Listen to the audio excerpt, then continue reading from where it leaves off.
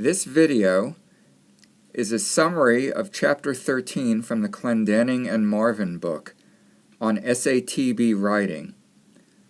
The 3 points that they summarize: 1. Write musically. 2. Have smooth voice leading in each of the 4 parts. And 3. Promote the independence of the 4 voices. Let's go through each of those 3 areas one by one. Here are the important features of writing musically. All 4 lines should be singable. One way to test this, of course, is to sing through them and see how easy they are to sing. Another is to avoid static progressions. When the Roman numeral repeats for 2 or more beats, get at least some of the voices moving to create more interest.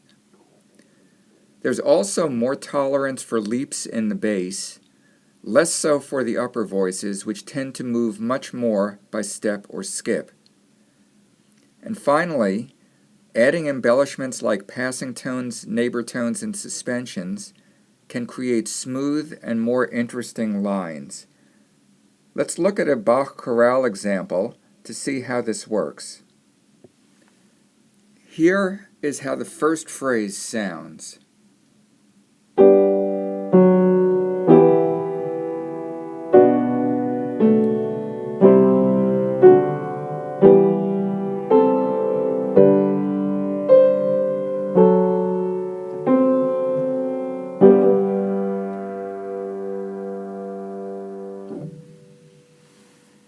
Let's sing each of the 4 parts to test this.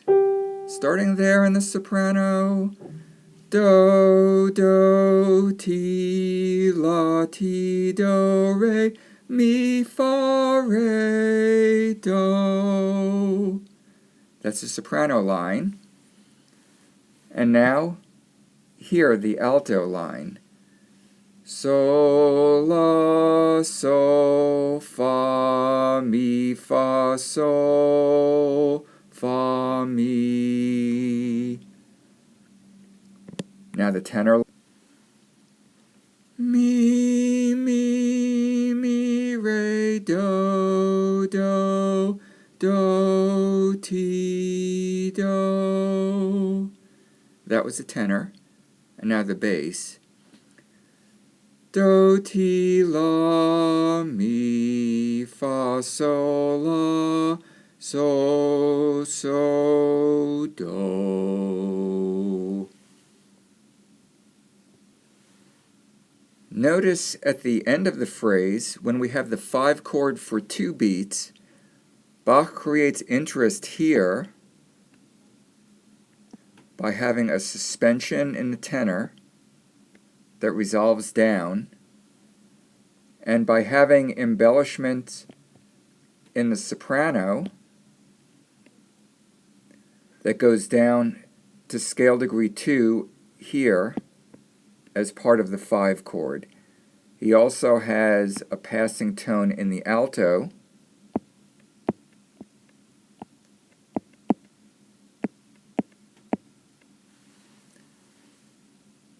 so that this kind of motion is formed, 6/4 to 5/3, creating interest at the cadence.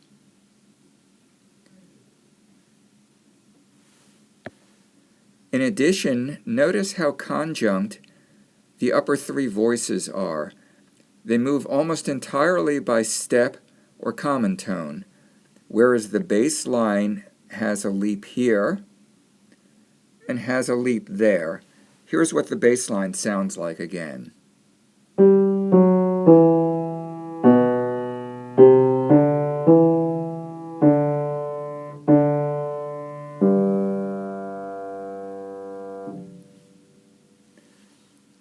Note how the embellishments in the bass, here for example, or there, fill in the gap of a third.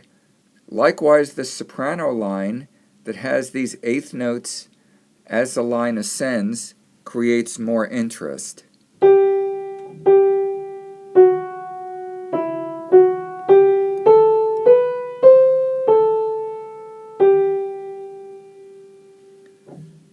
These are all ways to make the lines more interesting musically.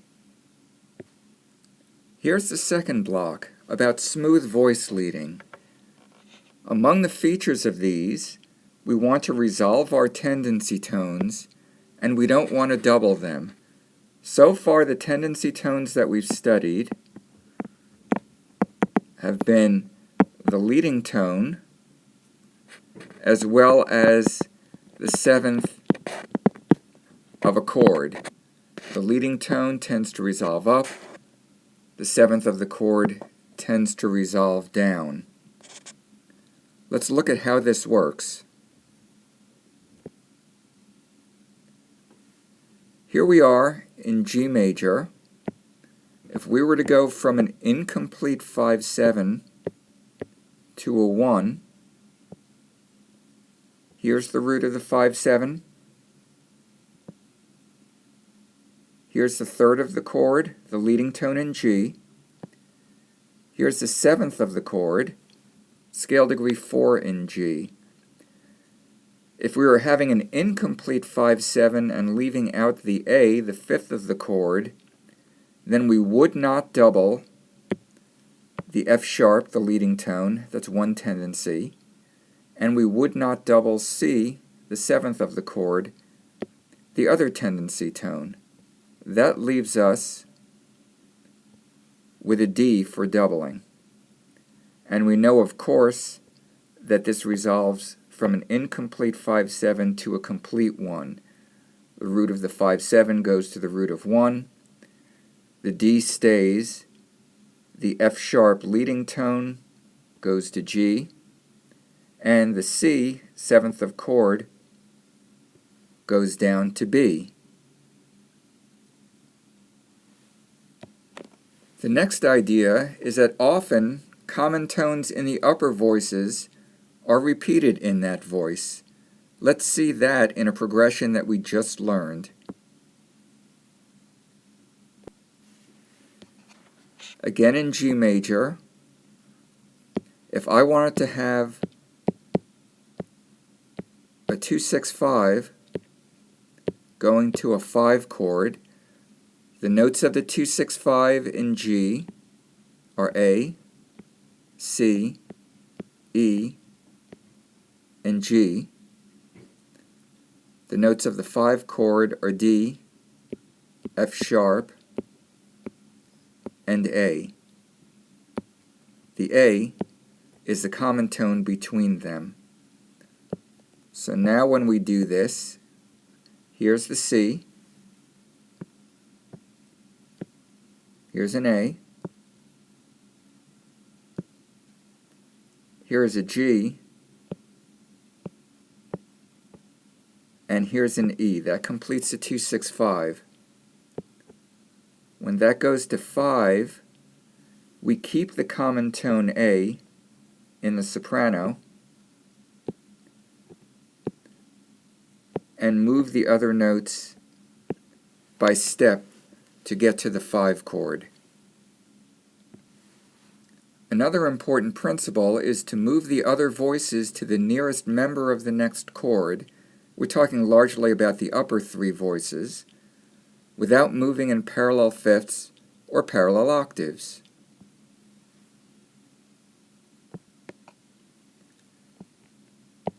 This is the principle behind how we move when 4 goes to 5. Here's the bass line from 4 to 5. Here is a C major chord for the 4 chord. Even though D, F sharp, and A of the 5 chord are each a step above these upper 3 voices, if I wrote this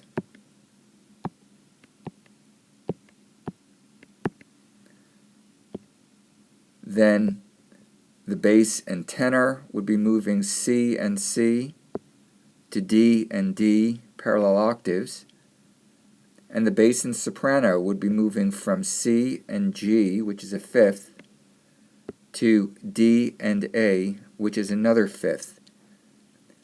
Even though these are close, we don't want to move in parallel fifths or octaves, so we need to redo that. We do that by moving to the nearest chord notes below the notes of the 4 chord rather, in going to the 5. So that's why that's the proper way to move that progression. The last item here is that chordal sevenths are best approached by skip or step from below or by step from above. Let's see how this works. Here we are in E minor, and we're moving from a 1-6 to a 5-7. Notice in the 1-6, here's G in the bass, the third of a 1 chord, going to the root of the 5-7. The 5-7 consists of B, D sharp, F sharp, and A if it's going to be a complete 5-7. A is the seventh of the chord. When we look at the upper voices, both the B here and the B there are a step above A. Either of those would be good candidates to have the A in the next chord. The E would have to go up a fourth in the alto or down a fifth in the alto to get to the A. So that would be a poor choice for getting to the seventh of the 5-7. Let's assume we go down to the A in the soprano. In this particular case, we now have a couple of choices. We can either take this E to F sharp and this B to D sharp, the leading tone, and have a complete 5-7, or this chord is a good candidate for an incomplete 5-7 because you can see how smooth the voice leading is here by having a common tone in the tenor and moving down by a half step in the alto.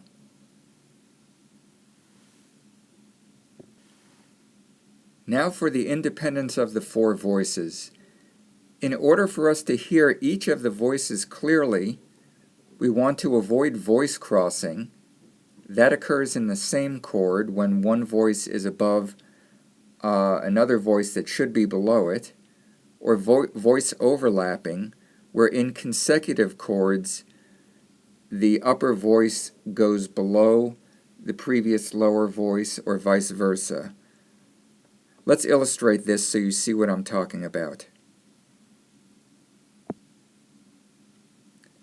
Here, in the key of B flat, if we are going 5 to 1,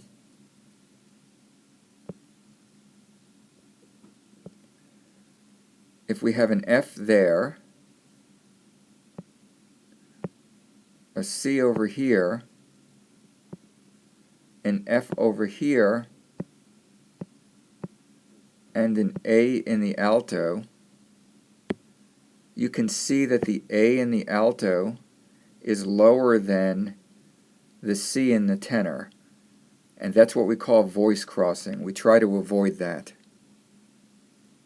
Okay, let's go back and rework this.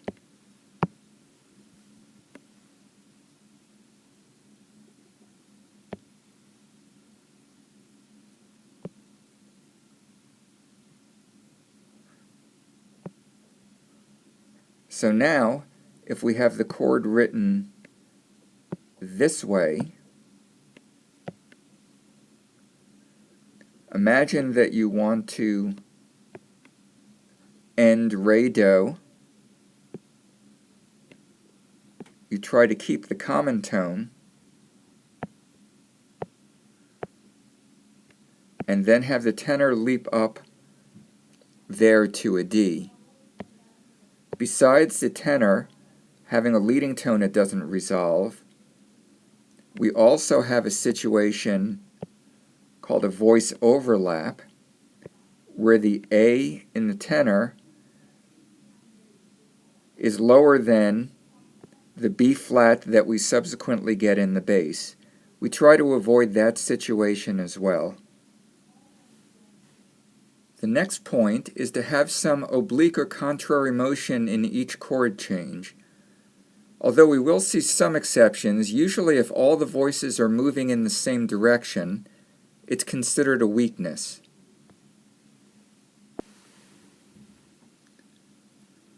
Look at this progression in the key of B flat.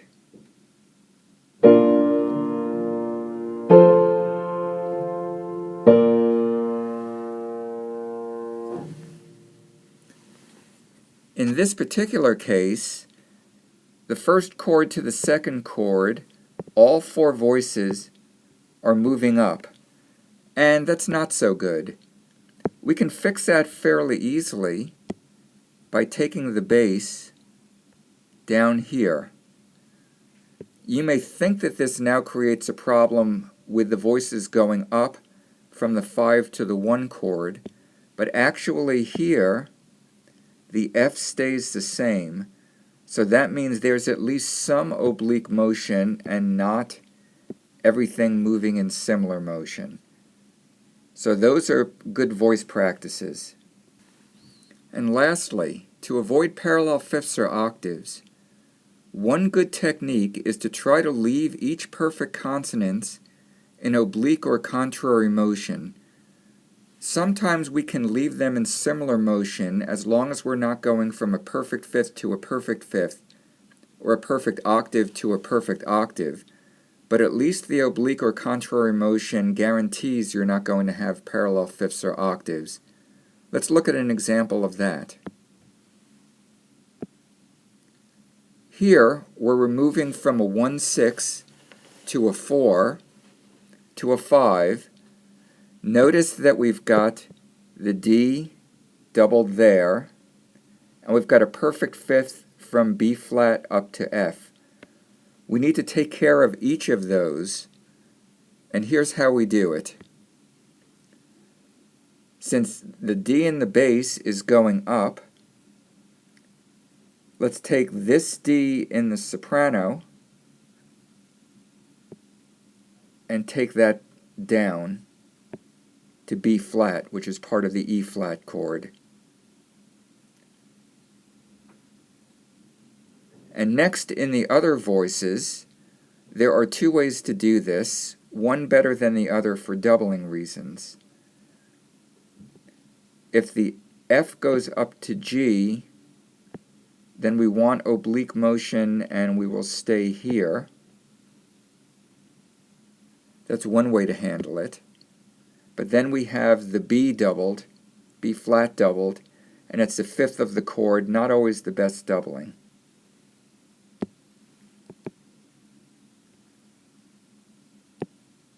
In this particular case, notice that we can actually leave that perfect fifth in similar motion.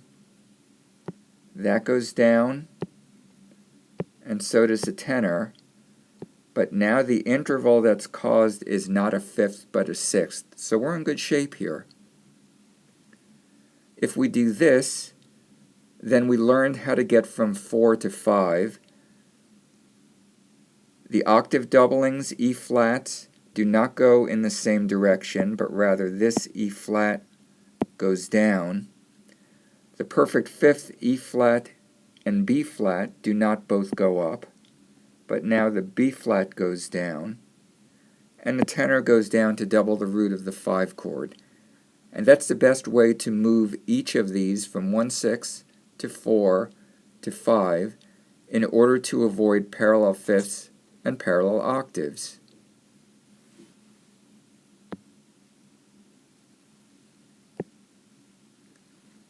So to summarize, write musically, use good smooth voice leading practices, and do things that promote the independence of each of the 4 voices. That's a summary for Chapter 13, and that's a lesson for today.